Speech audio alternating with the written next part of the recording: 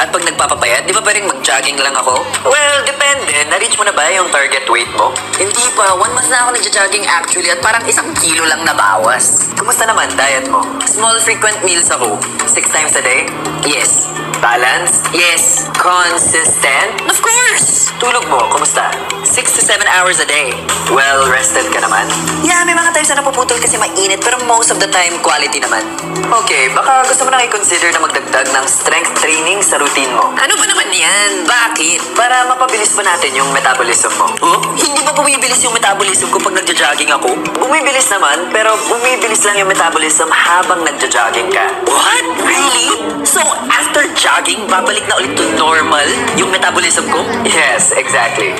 So, paano mapapabilis yung metabolism ko kahit nagpapahinga ako? Diyan papasok yung strength training.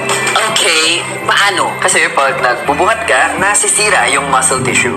Ouch! Yeah, kaya after ng strength training mo, kailangan ma-repair ang muscles mo. Which requires additional energy kaya habang nagpapahinga ka, bumibilis yung metabolism mo to repair the muscles.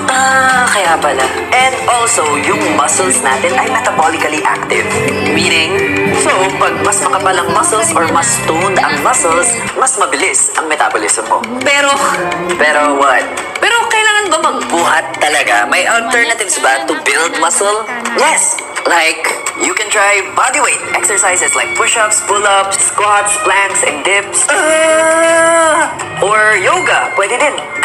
Pati yoga, nakaka-build ang muscle? Yeah, kaya very toned din ang muscles nila.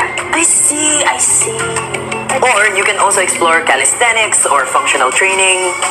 Madami palang ways, pero how to start? I highly suggest mag-invest ka in a personal trainer kahit 1 to 3 months lang para ma-master mo yung proper form and discipline. Grabe, mahal ang trainer, di ba? Well, it's an investment, yes. Sige, pag-isipan ko.